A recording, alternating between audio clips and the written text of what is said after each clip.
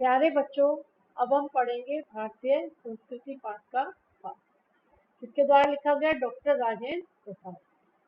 इन्होंने भारतीय संस्कृति में विद्यमान अनेकता में एकता के गुण को दर्शाया है। यानी कि भिन्न भिन्न भाषाएं हैं, भिन्न भिन्न वेशभूषा है, भिन्न भिन्न खान पान है, फिर भी हम लोगों में एकता चल रही है। डॉक्टर राजेंद्र प्रसाद ने अपने भावों की अभिव्यक्ति इस प्रकार की है कि अपनी भाषा शैली के इसी गुण के कारण भारतीय संस्कृति के माध्यम से इन्होंने विविधताओं का प्रभावपूर्ण चित्रांकन किया। इसमें हम अभी पाठ के बारे में पहले समझेंगे। भारत क्या है? विविधताओं का देश। कोई विदेशी जो भारत से अपरिचित हो, यानी भारत के बारे में नहीं जानता हो, वह भारत को देखकर इसे एक देश नहीं बल्कि कई देशों का समूह कहेगा, क्योंकि यहाँ भिन्न भिन्न प्रकार की भाषाएं हैं, भिन्न भिन्न प्रकार की वेशभूषाएं हैं, भिन्न भिन्न प्रकार के खान पान है, अलग अलग स्थान पर अलग अलग अपनी बोली बोली जाती है, तो इस कारण इसे कई देशों का समूह कहेगा। यहाँ प्राकृतिक विभिन्नताएं इतनी अधिक समृद्ध हैं कि उतनी किसी देश में नहीं। उत्तर में हिमालय की बर्फ से ढकी चोटियां, दक्षिण की ओर बढ़ने पर गंगा, यमुना व ब्रह्मपुत्र के समतल मैदान मिलते हैं।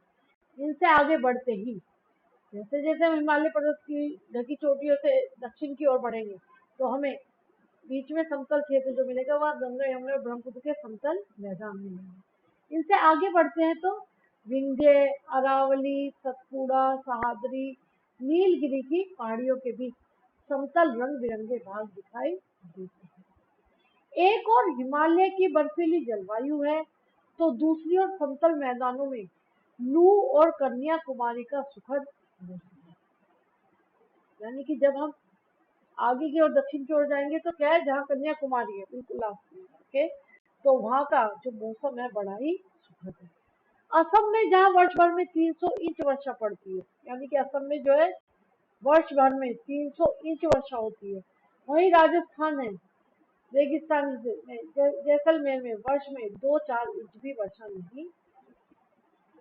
यहाँ हर प्रकार की वनस्पति, फल फूल, खनिज संपदा और जानवर पाए जाते हैं।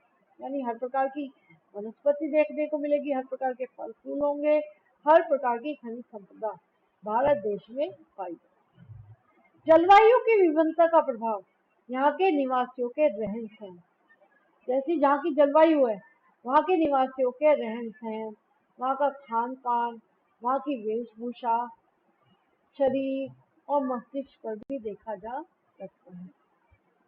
यहाँ की यही प्रसिद्ध है।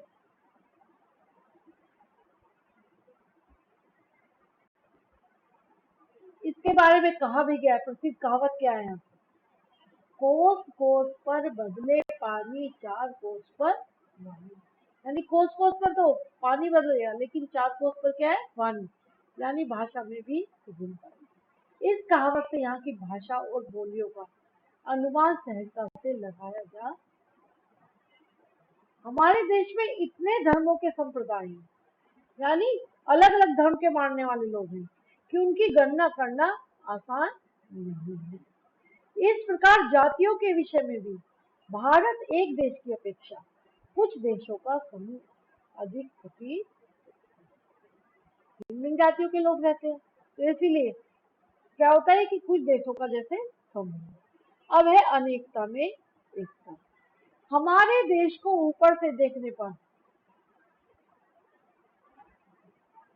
हमारे देश को ऊपर से देखने पर भाषा, धर्म व जाति के आधार पर विभिन्नता ही नजर आएगी, परंतु इसके नीचे फैली एकता और समानता की भावना जो है इन विभिन्नताओं को उसी प्रकार समेटे हुए है, जैसे कोई रेशमी धागे में गुथी मोतियों की एक सुंदर सी जो माला होती है, जो दूसरे को अपनी ओर आकर्षित करती है और दूसरों की सुंदरता से स्वयं भी सुशोभित होती है। वैसे ही हमारे अंदर भी एकता का भाव सुशोभित है। यहाँ एक ऐतिहासिक सत्य है, यानी ये ऐतिहासिक सत्य है, यहाँ भिन्न भिन्न जाति, भिन्न भिन्न संप्रदाय के लोग अलग अलग नामों से भारत के महासमुद्र में रह रहे हैं। इसे ही भारतीय संस्कृति नाम दिया गया। अलग अलग जाति, अलग अलग धर्म के लोगों का उद्गम भले ही अलग अलग हो, पर अंत में सबका संगत एक ही हो। हम भारतीयों की इच्छा है, अभिलाषा और प्रयत्न यही है कि हमारे देश में एकता की भावना इसी प्रकार लंबे समय तक बनी रही। भारतीय संस्कृति का मूल आधार सत्य और अहिंसा। क्या है भारतीय संस्कृति का मूल आधार? सत्य और अहिंसा। सत्य और अहिंसा का अमृत अनंत काल से प्रत्यक्ष और अप्रत्यक्ष रूप में, यानी दिखाई भी देता है और नहीं भी दिखाई देता, दोनों रूपों में हमारे देश में बह रहा है। यह हमारी हड्डियों में नई मज्जा डालकर, यानी हड्डियों के बीच में जो पदार्थ पाए जाते हैं उसे क्या कहते हैं? मज्जा। तो हमारी हड्डियों में नई मज्जा डालकर मृत प्राय शरीर में जान डाल रहा है। यानी इस जो हमारी क्या है, सत्य और अहिंसा की भावना है, जो प्रत्यक्ष और अप्रत्यक्ष रूप से हमारे देश में बह रही है, वह एक तरीके से हमारे शरीर में नई जान को डाल रहा है। यहाँ समूची दुनिया के लिए प्रासंगिक बन गया है, यानी कि पूरी दुनिया के लिए देखने के या कहने के लिए बन गया है। हमारे देश में व्यक्ति की पूर्ण स्वतंत्रता, हमारे देश में व्यक्ति को पूर्ण स्वतंत्रता है अपने अधिकारों, सामूहिक और सामाजिक विकास के लिए लोकतंत्र की स्थापना की। किसी व्यक्ति की उन्नति और विकास जब दूसरे की उन्नति और विकास में बाधक बनते हैं तो संघर्ष उत्पन्न होता है। इससे बचने का सबसे अच्छा आसान क्या है? अभी रास्ता अहिंसा का। इन सबसे यानी संघर्ष से बचने का सबसे अच्छा रास्ता क्या है? अहिंसा।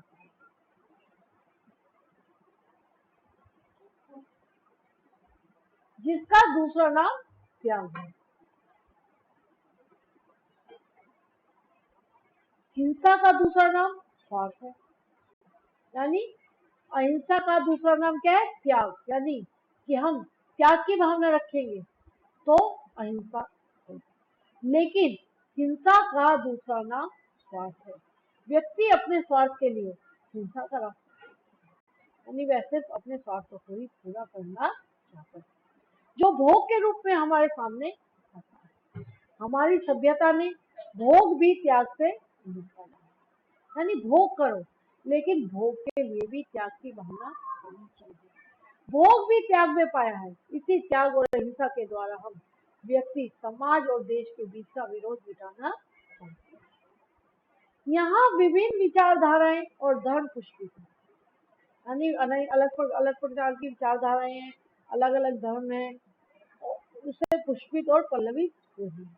यहाँ तलवार के बल के स्थान पर सौहार्द यानी भाईचारा और प्रेम से एकता स्थापित की गई है। यहाँ के लोगों ने दूसरों के घर संपत्ति पर नियंत्रण करने की जगह उनके दिलों को, यानी यहाँ के लोगों ने दूसरों की संपत्ति को हड़पना नहीं चाहा, उन्होंने उनके दिलों को जीता, यानी प्रेम की भावना को अपनाया, जिससे चरित्र और चेतना का प्रभुत्व आज भी।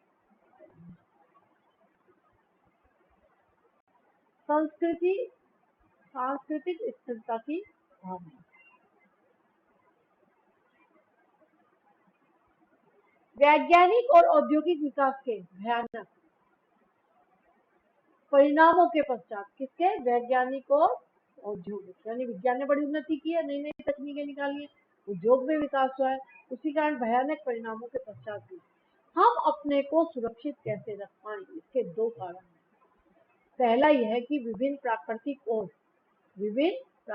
और मानवीय विपदाओं के पड़ने पर भी हम विचलित नहीं हुए, हमारी सृजनात्मक शक्ति कम नहीं हुई।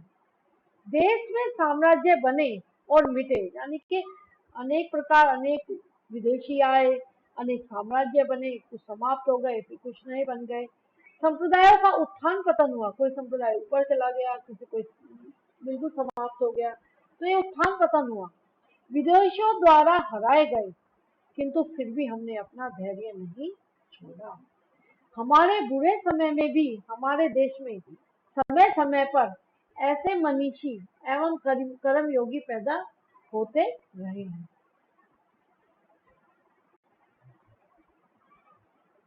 जिन्होंने देश के आध्यात्मिक, सांस्कृतिक व बौद्धिक गौरव को समाप्त नहीं होने दिया। यानी ऐसे बुद्धिजीवी और कर्म करने वाले योगी पैदा हुए हैं।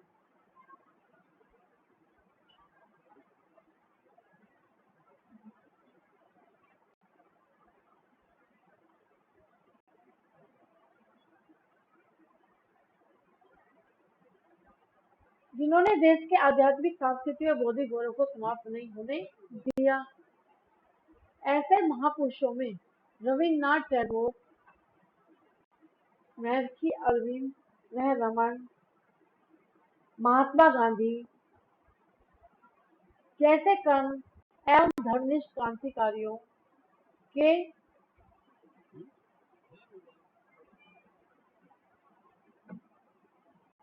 तो ऐसे महापुरुषों में कौन थे? रविन्द्रनाथ टैगोर, महर्षि अरविंद व रमन, महात्मा गांधी जैसे कर्मठ व धर्मनिष्ठ क्रांतिकारियों के नाम प्रमुख हैं। स्वामी विवेकानंद,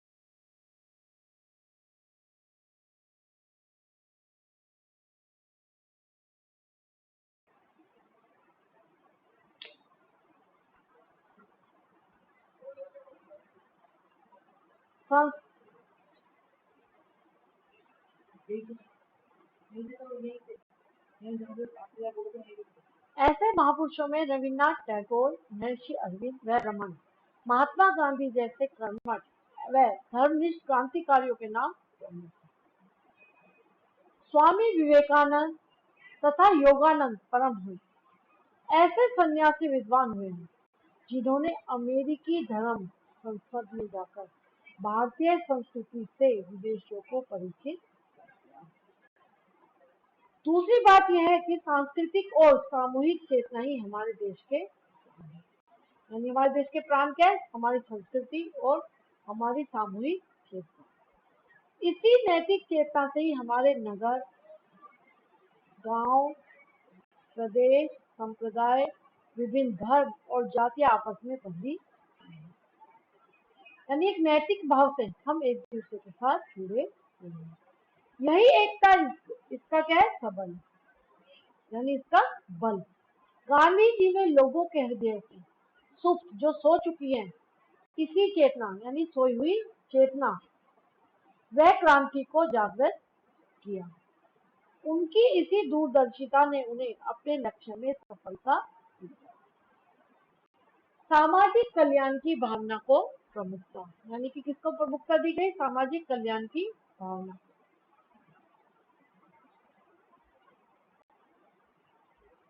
यदि हम अपने देश में उन सब अन्यायों व अत्याचारों को दोहराना नहीं चाहते जो हो चुके, तो हमें अपनी अर्थव्यवस्था, जो हमारी अर्थव्यवस्था है, ऐतिहासिकता, नैतिक चेतना और अपनी संस्कृति को ध्यान में रखकर क्या करना होगा? बनानी होगी।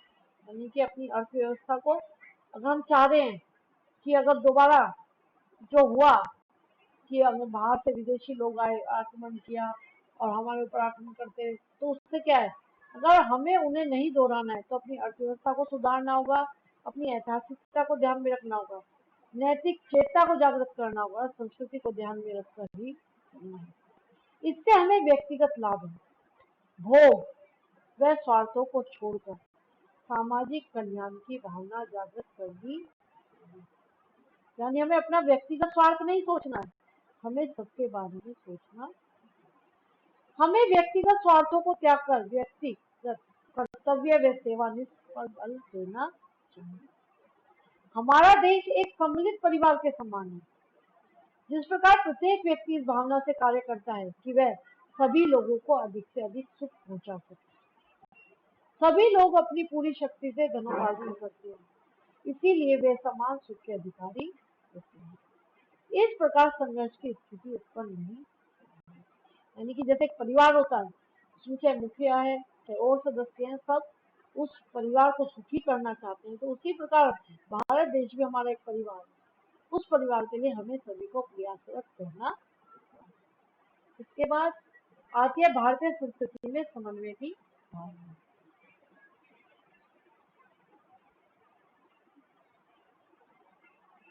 आज वैज्ञानिक उन्नति के परिणाम स्वरूप प्रत्येक व्यक्ति या समूह दूसरों को गिराने का प्रयत्न कर रहा है, यानी जितना विज्ञान ने उन्नति की है तो उसके परिणाम क्या हुए कि व्यक्ति या समूह दूसरों को गिराने का प्रयत्न, यानी उससे ऊंचा उठना चाह रहा है। इसलिए हमें ऐसे प्रयत्न करने हैं कि जो अहिंसात्मक त्याग भावना को जगाएं, भोग भावना को दबाकर रखें, कार्य नैतिक अंकुश के बिना संभव नहीं, यानी इन चीजों पे हमें अंकुश लगाना पड़ेगा, भारतीय संस्कृति रोकना पड़ेगा।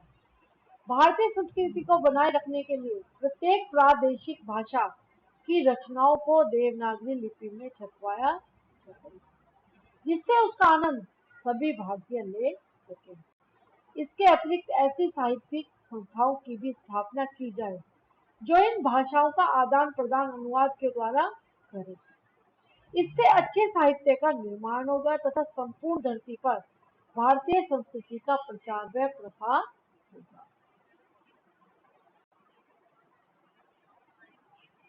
नृत्य, चित्रकला, वास्तुकला, गान आदि के माध्यम से एकता को प्रदर्शित किया जा। भारत भूमि पर स्वर्ग होने की परिकल्पना तभी संभव हो सकती है जब हम सब अहिंसा, यानी कि लड़ाई झगड़ा न करें, सत्य बोले, सेवा के आदर्श को सारे संसार में फैलाएं, तभी हम भारत भूमि पर स्वर्ग को स्थापित कर सकते हैं। तो ये था हमारा भारतीय संस्कृति चैप्टर जो डॉक्टर राजेंद्र प्रसाद द्वारा लिखा गया है। तो उसका था कि किस तरीके से उन्होंने क्या हमें बताना चाहा है। अब बेटा इसमें जो पैराग्राफ है कि कैसे पैराग्राफ पेपर में आता है उसका हमें किस तरीके से आंसर देना है। तो देखो ये पहले है, यह एक नैतिक और आध्यात्मिक शोध है, तो इसमें कुछ चीजें अंडरलाइन आई है।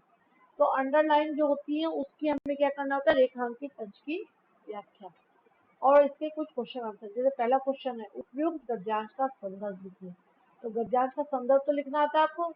प्रस्तुत गद्यांश हमारी पाठ्य पुस्तक हिंदी के गद्य खंड से के पाठ भारतीय संस्कृति जो किसके द्वारा रचित है, डॉक्टर राजेंद्र प्रसाद द्वारा रचित है।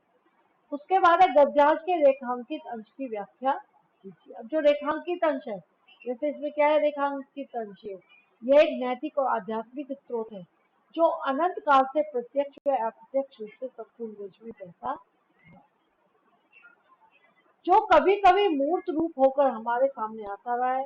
यह हमारा सौभाग्य रहा है कि हमने ऐसे मूर्त रूप को अपने बीच चलते फिरते हंसते रोते भी देखा, और जिसे अमरत्व की याद दिलाकर हमारी सूखी हड्डियों में नई मज्जा डाल हमारे मृत प्राय शरीर में नए प्राण फूके और मुरझाए हुए दिलों को फिर खिला दिया। वह अमृत सत्य और अहिंसा का, यानी कि अब हमें इसमें क्या करना है, इसकी व्याख्या करना। तो रेखांकित अंश की व्याख्या कैसे करेंगे बेटा, देखो लेखक कहता है कि भारतीय संस्कृति में विज्ञान अमृत तत्व का शोध नैतिक और आध्यात्मिक, क्या है नैतिक और आध्यात्मिक, जो अनंत काल से ही प्रत्यक्ष या अप्रत्यक्ष रूप में समस्त देश में प्रभावित होता चला आ रहा है। यहाँ कभी कभी प्रत्यक्ष रूप में किसी न किसी महान पुरुष के रूप में भी जन्म लेता था। यह हम भारतीयों का सौभाग्य है कि हमारे अपने बीच चलते फिरते हंसते रोते हुए महात्मा गांधी के रूप में यह प्रत्यक्ष रूप में देखा है। या फिर हमने और महापुरुषों हुए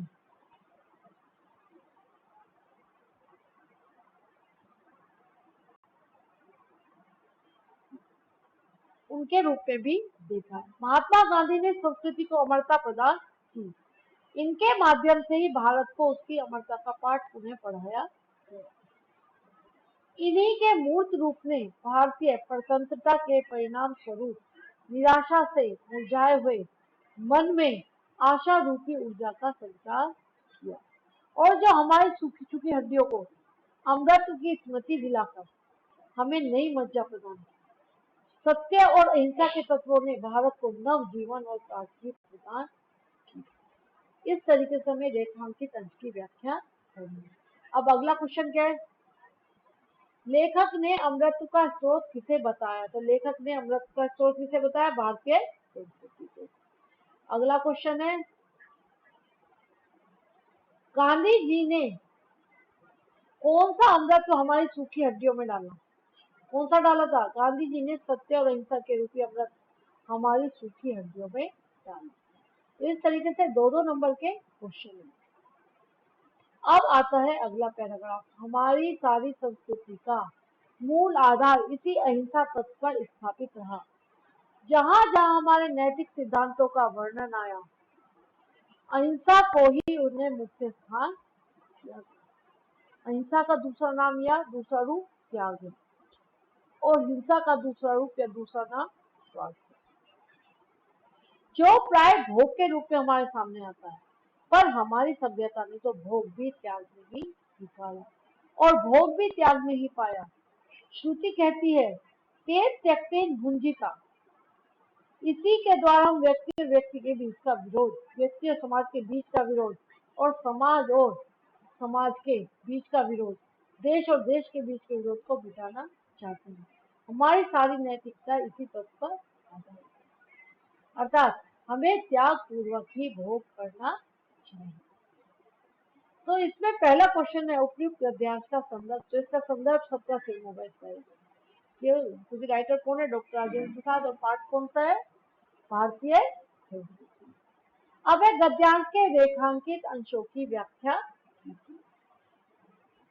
तो जो इसमें रेखांकित अंश है उनकी व्याख्या है। तो व्याख्या में क्या करना है आपको? दो दिया है, एक बीच में लाइन है। तो इसमें पहले वाले में क्या होगा? लेखक कहता है कि अहिंसा तत्व हमारी भारतीय सभ्यता एवं संस्कृति का मूल आधार है। जहाँ कहीं भी हमारे ग्रंथों में नैतिक सिद्धांतों की चर्चा की गई, वहां मन, वचन और कर्म से अहिंसा का उल्लेख अवश्य किया गया। लेखक के अनुसार अहिंसा त्याग है, त्याग करना ही अहिंसा है और दूसरे अर्थ में अहिंसा ही त्याग है। अहिंसा और त्याग एक दूसरे के पूरक है। ठीक इसी प्रकार हमारी हिंसा का वह रूप स्वार्थ है। वह स्वार्थ ही प्राय भोग बनकर हमारे सामने आता है। हिंसा ही स्वार्थ है और स्वार्थ का प्राय हिंसा है। जब मनुष्य स्वार्थ के कारण किसी अन्य को हानि पहुंचाता है, तब हिंसा का जन्म। अब उसके बाद नीचे जो दी गई है लाइनें, उनकी हमें क्या करनी है? व्याख्या। दूसरे पैराग्राफ में जो ये दी गई है तुम्हारे नीचे, क्या? तेन त्यक्तेन भुंजीता। इसी के द्वारा हम व्यक्ति और व्यक्ति के बीच का विरोध, व्यक्ति और समाज के बीच का विरोध, समाज और समाज के बीच का विरोध और देश के बीच के विरोध को मिटाना चाहते हैं। यही हमारी नैतिक चेतना की सबसे और। तो इसके लिए हमारा ये वाला पैराग्राफ जो ये है, उपनिषद में भी कहा गया। किसमें कहा गया? श्रुति में जो कहा गया, उपनिषद में भी कहा गया। संसार का भोग त्याग की भावना से, एक समाज का दूसरे समाज से तथा एक देश का दूसरे देश से संघर्ष होने के पीछे का कारण क्या है? भोग है। यदि हम त्याग की भावना रखते हैं तो इस संघर्ष को समाप्त कर सकते हैं। इसका अर्थ यह है कि यदि हमें समाज से सभी विरोध और संघर्षों का समापन करना है, तो हमें अपनी भावनाओं में नैतिक चेतना के इसी तत्व से संपन्न करना, यानी नैतिक चेतना को उसी किसी तरह से कि हमें त्याग कर कर ही भोग करना। तो इस भावना को हम रखेंगे, हम आपसी संघर्ष को समाप्त कर सकते हैं। अब अगला क्वेश्चन है बेटा इसमें, हमारी सभ्यता की विशेषता क्या रही है? हमारी सभ्यता की विशेषता है तेल त्याग से भिन्नता, अर्थात भोग त्याग से ही निकलता है और भोग त्याग में ही पाया जाता है। इसीलिए हमें त्याग की भावना रखते हुए ही भोग करना चाहिए। अब इसके बाद अगला क्वेश्चन इसमें पूछा गया है कि हम किसके द्वारा व्यक्ति, समाज और देश के बीच विरोध की भावना मिटा सकते हैं, या पारस्परिक विरोध को कैसे मिटाया जा सकता है? हम त्याग और हिंसा की भावना के द्वारा व्यक्ति, समाज और समस्त देशों में व्याप्त पारस्परिक विरोध की भावना को मिटाना चाहिए। किसके द्वारा? त्याग और हिंसा।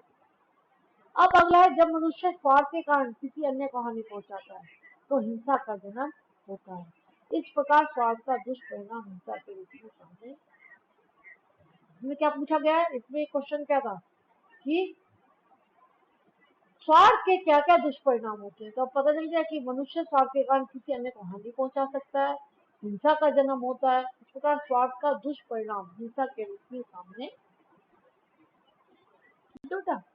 तो अब अगला पैराग्राफ हमारा है, हमारे भिन्न भिन्न विचारधाराओं को स्वच्छंदता पूर्वक अपने अपने रास्ते बहने दिया। हमने विभिन्न भिन्न विचारधाराएं, सबकी अलग अलग, सबकी अपनी इच्छा स्वतंत्र रूप से रास्ते में बहने दिया।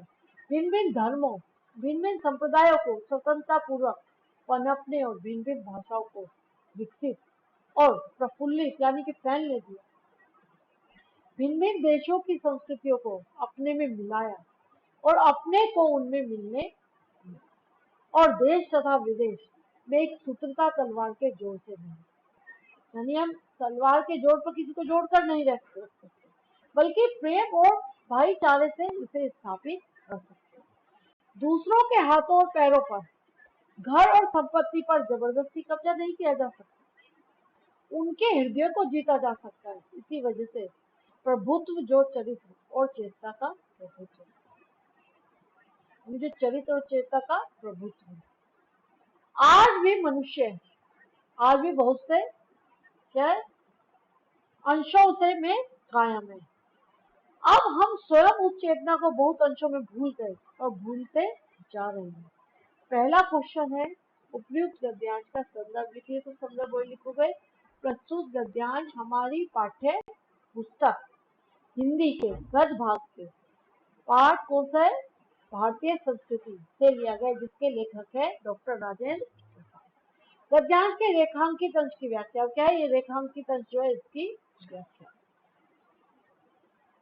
भारतीय संस्कृति की सहिष्णुता के बारे में लेखक बताता है कि हम भारतीयों ने अन्य देशों के लोगों को सहजता से स्वीकार, यानी हमारे देश में जो बाहर के लोग आए, हमने अतिथि के रूप में अपने सहजता से स्वीकार किया, अपने में इस प्रकार घुल मिल जाने दिया मानो वे हमारी ही अंग थे।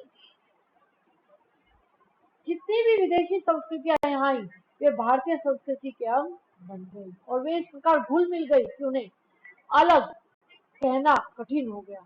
हम भारतीयों ने अपनी शक्ति के बल पर विदेशों में अपनी विचारधारा थोपने का प्रयास नहीं किया। हमने प्रेम, सद्भावना और भाईचारे के बल पर ही अपनी विचारधाराओं को स्थापित। भारतीय संस्कृति एकता व समानता का यह कार्य बिना किसी बल के प्रयोग के। उन्होंने सदैव प्रेम और मित्रता की भावना से दो भिन्न भिन्न संस्कृतियों को एकाएक किया। हम भारतीयों ने कभी दूसरों के शारीरिक अंगों, धन दौलत, घर संपत्ति आदि पर बलपूर्वक कब्जा नहीं किया, बल्कि उनके दिलों को जीतने का प्रयास किया। इसका प्रभाव भी स्पष्ट है कि भारतीयों का प्रभाव दूसरे देशों के लोगों पर बना हुआ है। यह दुर्भाग्यपूर्ण है कि आज हम अपने उस गुण को भूलते जा रहे हैं, जिसके कारण दूसरों पर हम अपना प्रभाव जमाएंगे। अब अगला क्वेश्चन क्या है? भारतीय लोगों ने विभिन्न देशों के व्यक्तियों और संस्कृतियों के साथ क्या यस, तो इसका आंसर क्या जाएगा? भारतीयों ने दूसरे देशों के लोगों और भारतीय संस्कृति को अछूत नहीं माना। उन्होंने उन लोगों को और उनकी संस्कृति को अपनी संस्कृति में नहीं जाने दिया और उन्हें पूरी तरह अपना बना। अब अगला क्वेश्चन आता है, इसमें पूछा गया है कि हमारा चरित्र और प्रभुत्व आज भी क्यों कायम है? हम तो पहले में से भी सकते हैं कि हमारा चरित्र और चेतना का प्रभुत्व आज भी बहुत अंशों में कायम है। तो क्यों कायम है? तो उसके लिए हमें आंसर इस तरीके से देना है कि हमारा प्रभुत्व यानी भारतीय का प्रभुत्व और चरित्र आज भी इसलिए कायम है क्योंकि उसने तलवार की ताकत और मार काट के सारे दूसरों पर नहीं थोपा कोई भी कार्य, बल्कि प्रेम और भाईचारे के बल पर उसके दिलों को जीतकर कायम। इस तरीके से बेटा हर क्वेश्चन का आंसर ध्यान से। अब अगला पैराग्राफ, वैज्ञानिक और औद्योगिक विकास के उद्दंड परिणामों से अपने आप को सुरक्षित रख हम उनका उपयोग अपनी रीति से किस प्रकार करें। इस बारे में दो बातों का हमें बराबर ध्यान रखना है। पहली बात तो यह है कि हर प्रकार की प्रकृति जन्य और मानवकृत विपदाओं के पड़ने पर भी हम लोगों की सृजनात्मक शक्ति कम नहीं हुई। हमारे देश में साम्राज्य बने और मिटे, यानी कि अनेक देश के, कभी मुगल आए, कभी अंग्रेजों ने आक्रमण किया, कभी फ्रांस, तो इस तरीके से कोई ना कोई हमारे ऊपर क्या करता रहा और वो बनते रहे और मिटते रहे। विभिन्न संप्रदायों का उत्थान पतन हुआ, यानी कि अनेक प्रकार के संप्रदाय बने, कुछ रह गए, कुछ मिट गए। हम विदेशियों से आक्रांत और बद दलित हुए, यानी जब विदेशियों ने हमें क्या किया, अपने अधीन गुलाम बना लिया। हम पर प्रकृति और मानवों में अनेक बार मुसीबतों के पहाड़ ढहे, पर फिर भी हम बने रहे, हमारी संस्कृति बनी रही और हमारा जीवन एवं सृजनात्मक शक्ति बनी रही। हम अपने दुर्दिन में भी ऐसे मनुष्यों यानी ऐसे बुद्धिजीवियों और कर्मयोगियों को पैदा कर सके जो इस संसार के इतिहास के किसी युग में अत्यंत उच्च आसन के अधिकारी। जैसे पहला तो वही पूछा गया बेटा, संदर्भ तो सेम ही है पूरे चैप्टर का। अब है गद्यांश के रेखांकित अंश की व्याख्या। तो रेखांकित अंश का है, पहली बात तो यह है, यहाँ से लेकर हमारा कहा था सृजनात्मक शक्ति बनी। तो इसकी व्याख्या, लेखक कहता है कि भारतीयों पर भिन्न भिन्न प्रकार की प्रकृति जन्य व मानव कृत, यानी कभी तो प्रकृति ने कह ढाया, कभी मानवों द्वारा विपत्ति पड़ी, परंतु इसका सामना करते हुए भी भारतीय जो थे उनकी सृजनात्मक शक्ति जो थी वह कम नहीं है। इस बात को इतिहास का साक्षी बनाते हुए लेखक ने कहा कि भारतवर्ष में न जाने कितने ही साम्राज्यों का गठन हुआ और कितने ध्वंस हुए, विभिन्न संप्रदाय, धर्म, जातियां विकसित हुई और उनका पतन भी हुआ। विदेशियों ने भारतीयों पर आक्रमण कर उन्हें अपमानित भी किया। प्रकृति की बात की जाए, चाहे मनुष्य जाति ने एक बार नहीं बार बार अनेक बार भारतीयों पर मुसीबतों के पहाड़, परंतु हमारी संस्कृति इतनी महान है कि उसने संपूर्ण संसार को स्वयं के अंदर समा लिया। यही कारण है कि भारतीय संस्कृति, हमारी सभ्यता, हमारा जीवन और हमारी सृजनात्मक शक्ति आज तक विद्यमान है। यह कहना बड़ा ही आश्चर्य होगा, चकित होगा नहीं होगा कि हमारी भारतीय संस्कृति और संस्कृतियों में उच्च, श्रेष्ठ व महान, यानी कि इसमें कोई आश्चर्य वाली बात नहीं है कि हमारी संस्कृति जो है सभी संस्कृतियों में सबसे ऊंची है, श्रेष्ठ है और महान। अब आता है अगला क्वेश्चन, तीसरा क्वेश्चन क्या है? लेखक ने उपयुक्त गद्यांश में भारतीयों की किस विशेषता का उल्लेख किया? गद्यांश में भारतीयों की विशेषता का उल्लेख किया गया है कि वे अनेक प्रकार के कष्ट सहन कर भी नष्ट नहीं हुए। उन्हें नष्ट करने के बहुत से प्रयास किए गए, पर भारतवासी और भारतीय संस्कृति जो कि त्यों बनी रही। अब अगला पैराग्राफ देखिए बेटा, ये मोस्ट इंपोर्टेंट है, ध्यान रखना। दूसरी बात जो इस संबंध में विचारनी है वह यह है कि संस्कृति अथवा सामूहिक चेतना भी हमारे देश के प्राण है। इसी नैतिक चेतना के सूत्र में हमारे नगर और गांव, हमारे प्रदेश संप्रदाय, हमारी विभिन्न वर्ग और जातियां आपस में बंधी हुई। जहां उनमें सब तरह की विभिन्नताएं हैं, वहां उन सब में यह एकता है। इसी बात को ठीक तरह से पहचान लेने से बापू ने जन साधारण को बुद्धिजीवियों के नेतृत्व में क्रांति करने और तत्पर रहने के लिए इसी नैतिक चेतना का सहारा लिया। अहिंसा, सेवा और त्याग की बातों से जन साधारण का हृदय इसलिए आंदोलित हो उठा क्योंकि उन्हीं से तो वह शताब्दियों से प्रभावित और प्रेरित। तो इस पैराग्राफ में पहले संदर्भ लिखना है, तो पता है आपको किसका है ये? भारतीय संस्कृति चैप्टर का। इसके लेखक कौन है? डॉक्टर राजेंद्र। तो उस आधार पर आप इसका संदर्भ लिखेंगे कि प्रस्तुत गद्यांश हमारी पाठ्य पुस्तक हिंदी के गद्य खंड से लिया गया है और पाठ का नाम है भारतीय संस्कृति और इसके लेखक है डॉक्टर राजेंद्र। गद्यांश के रेखांकित अंश की व्याख्या करनी है। तो रेखांकित अंश की व्याख्या कैसे करेंगे हम?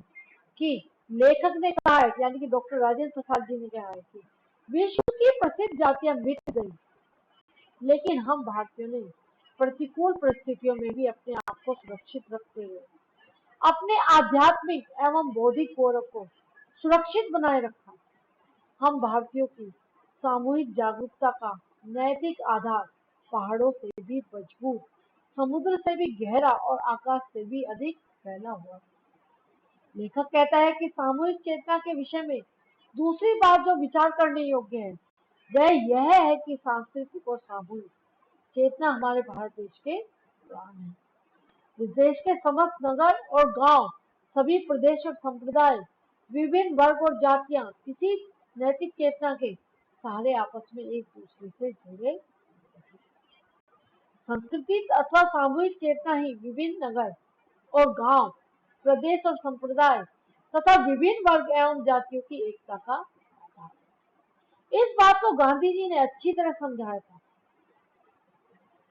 इसीलिए उन्होंने जन साधारण को बुद्धिजीवियों के नेतृत्व में क्रांति करने के लिए इसी नैतिक चेतना को अपना सहारा बनाया। यानी उन्होंने अहिंसा का रास्ता लिया जो हम लोगों की हो। अब इसका अगला क्वेश्चन है क्रांति के लिए क्या है? लेखक ने भारतीय संस्कृति की एकता और उसके बल का क्या महत्व बताया?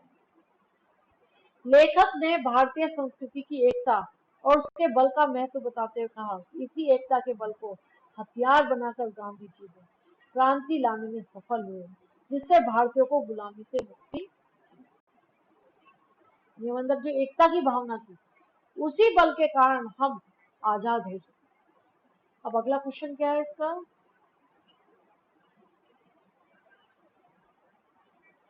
क्रांति के लिए बापू ने किसका सहारा लिया था? क्रांति के लिए बापू ने किसका सहारा लिया? क्रांति के लिए गांधी जी ने नैतिकता की सामूहिक शक्ति का सहारा लिया। अगला क्वेश्चन बेटा हमारा आएगा इसमें, जन साधारण किन बातों से आंदोलित होगा? तो लिखा नहीं, अहिंसा, सेवा, त्याग की बातों से जन साधारण करके इसलिए आंदोलित होगा क्योंकि उन्हीं से तो वह शताब्दियों से प्रभावित और प्रेरित। भारतीय जन साधारण गांधी जी के हथियार सत्य, अहिंसा, उसकी सेवा और त्याग की भावना के कारण आंदोलित हो।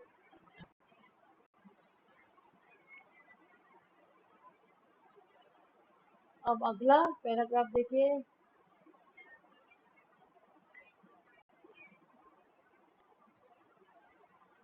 मैं तो यही समझता हूँ कि यदि हमें अपने समाज और देश में सब अन्याय और अत्याचारों की पुनरावृत्ति नहीं करनी जिसके द्वारा आज के सारे संघर्ष उत्पन्न होते हैं, तो हमें अपनी ऐतिहासिक नैतिक चेतना या संस्कृति के आधार पर अपनी आर्थिक व्यवस्था बनानी चाहिए।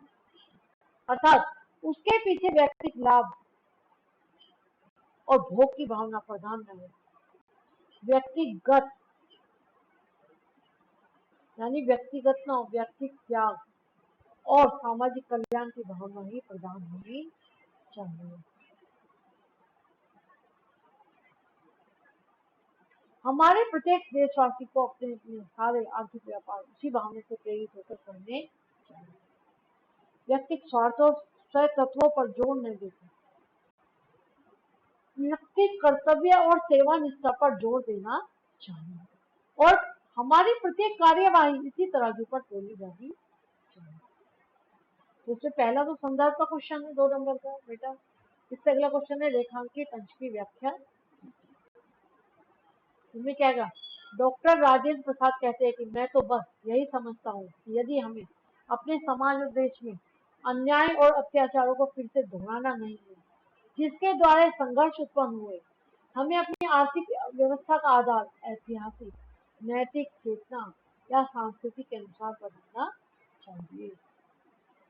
प्रत्येक देशवासी को अपने सारे आर्थिक व्यापार त्याग फर्क भावना से सामाजिक कल्याण के लिए करने चाहिए। व्यक्ति स्वार्थ और अपने अधिकार की भावना पर जोर न देकर व्यक्ति कर्तव्य के पालन पर बल देना चाहिए। सेवा भावना में विश्वास रखते हुए आर्थिक व्यापार करना ही उचित है।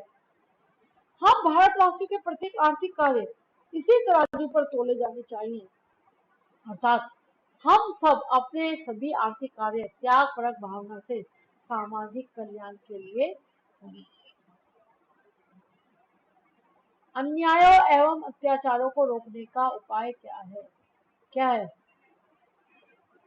यदि हमें अपने समाज देश में अन्याय और अत्याचारों की पुनरावृत्ति नहीं करनी जिसके कारण आप संघर्ष उत्पन्न है, तो हमें ऐतिहासिक क्या होना है, हमें अपनी ऐतिहासिक नैतिक चेतना संस्कृति के आधार पर ही अपनी आर्थिक व्यवस्था बनानी चाहिए।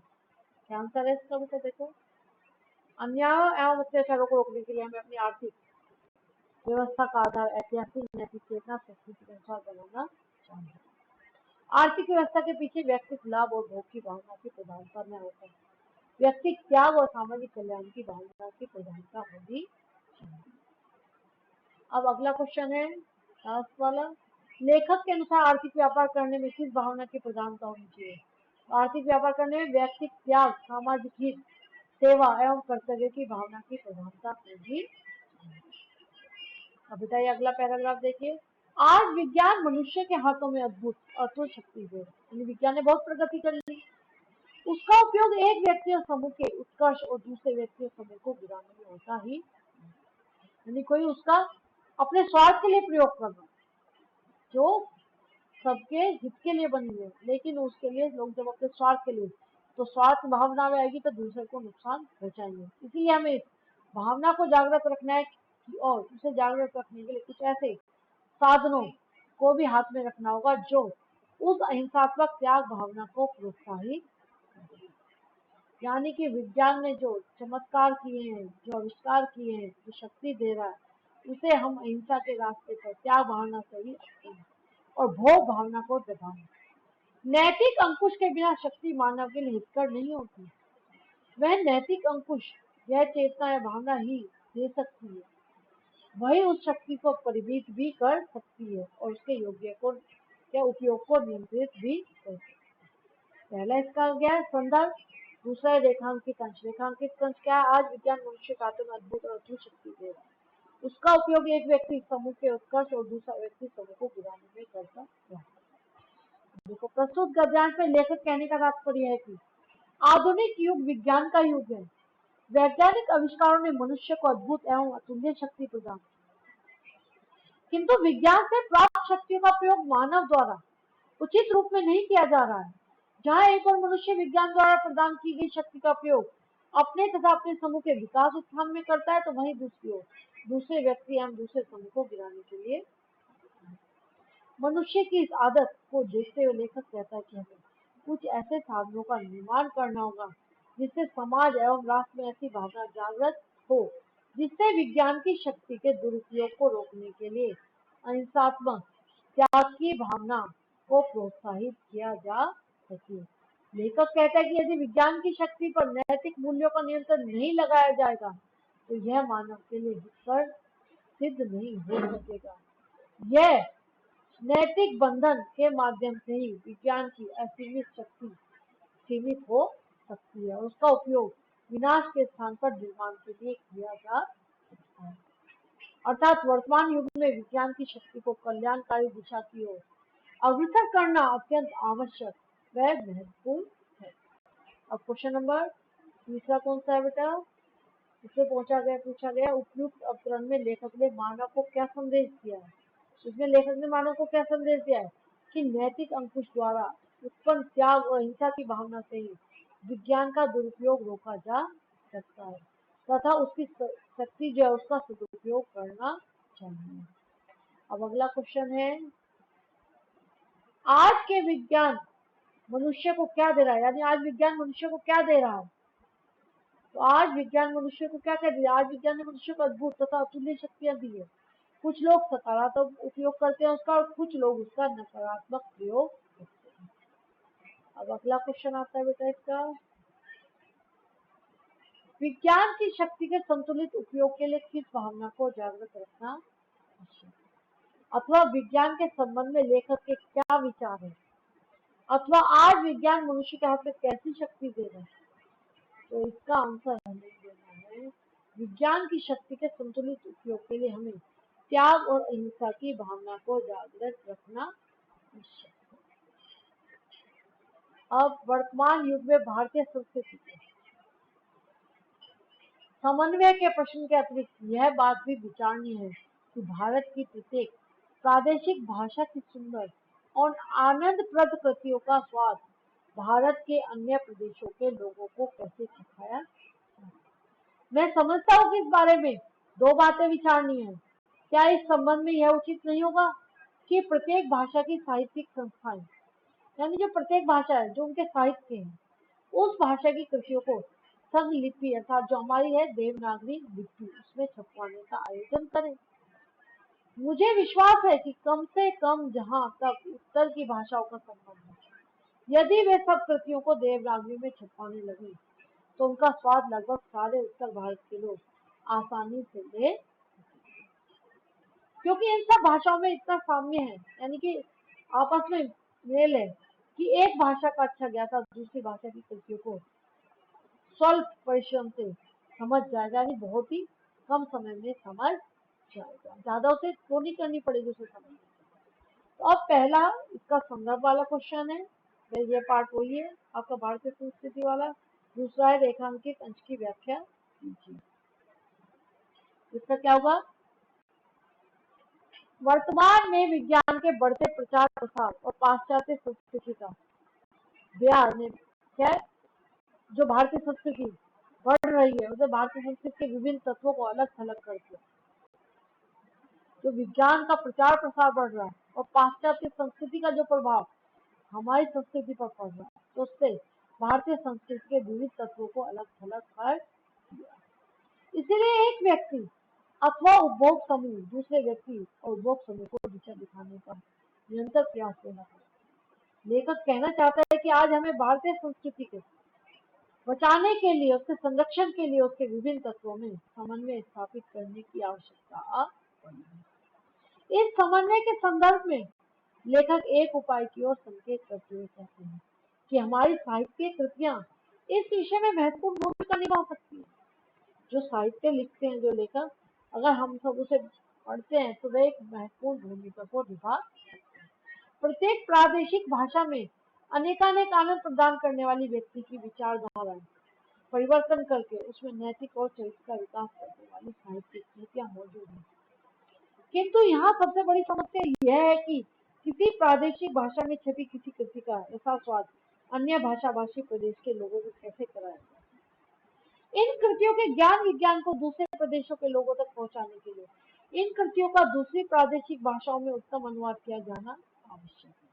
यहाँ लेखक एक और सुझाव देता है कि सभी भाषाओं की कृतियों का, यानी जो सभी भाषाएं हैं उनकी कृतियों का दूसरे प्रदेशों की सभी भाषाओं में अनुवाद किया जाना संभव है, किंतु उन सबका भारतीय की राष्ट्रभाषा जो है हिंदी की देवनागरी लिपि में अनुवाद करने में कोई समस्या नहीं है। देवनागरी लिपि में अनुवाद करने से सुझाव देने के लिए पीछे लेखक का एक ही मत है, यही कि भारत के प्रत्येक भाषा भाषी को राष्ट्रभाषा हिंदी का इतना ज्ञान अवश्य हो कि वह उसे पढ़ और समझ सके।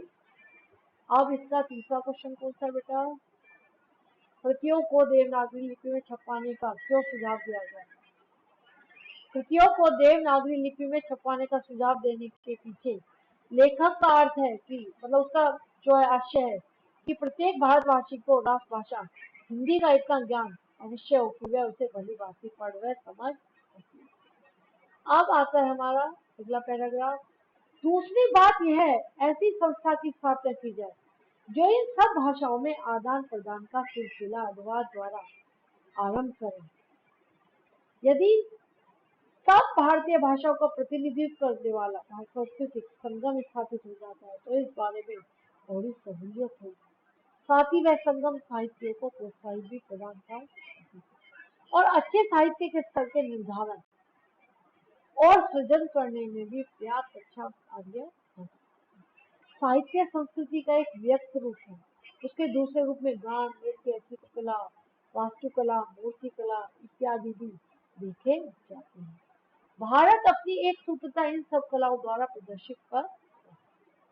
तो इसमें अब क्या आता है, पहला है उपरोक्त गद्यांश का संदर्भ लिखना। वो तो जैसे आपने पहले लिखा संदर्भ वही लिखा है, उसी तरीके से लिखना है। गद्यांश के रेखांकित अच्छी व्याख्या। अब ऐसी संस्था की स्थापना की जाए जो इन सब भाषाओं में आदान प्रदान का सिलसिला अनुवाद द्वारा आरंभ करे। तो लेखक कहता है कि भारतीय संस्कृति के प्रचार प्रसार और अन्य संस्कृति के साथ तालमेल बनाने के लिए ऐसी संस्थाएं बनानी चाहिए जो विभिन्न भाषाओं के साहित्यों का अनुवाद दूसरी भाषाओं में भी करें। इससे किसी एक भाषा के साहित्य का प्रचार प्रसार अन्य क्षेत्रों में भी हो सकेगा तथा उसके जीवन मूल्यों का लाभ दूसरे भी उठा। और साथ ही इसके अतिरिक्त उसमें एक लाभ यह है कि साहित्यिक रुचि के लोगों को अच्छा साहित्य पढ़ने को भी, क्योंकि अच्छे साहित्य सृजन पर भी बल दिया जाएगा। इसके लिए साहित्यकार भी प्रेरित होगा, एक दूसरे के विचार, परंपरा और रीति रिवाजों को जानने समझने का अवसर मिलेगा। साहित्य और साहित्य प्रेमियों के अतिरिक्त इससे भारतीय संस्कृति को भी लाभ। अब अगला क्वेश्चन है, भारत अपनी एक सूत्रता किन किन कलाओं द्वारा प्रदर्शित करता है?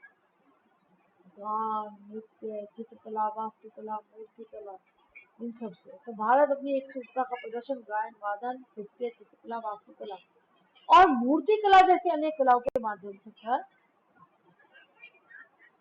ठीक है बेटा, तो अब आपको ये चैप्टर कंप्लीट करा दिया। अगर कुछ नहीं समझ में आ रहा है, ये है हमारी भारतीय संस्कृति, यानी कि हमारे जीवन में हमारी भारतीय संस्कृति का कितना महत्व है और उसको बनाए रखने के लिए हमें क्या क्या करना है। नहीं तो हमारी जैसे विदेशों ने पहले भी हमें अपना गुलाम बना लिया था, वही दूसरी बार परिस्थिति ना हो जाए, क्योंकि हम लोग स्वार्थ भाव से करते हैं। तो स्वार्थ भाव से न करके हम क्या भाव से भोग करें, तो यह हमें लेखक संदेश देना चाहते हैं। धन्यवाद।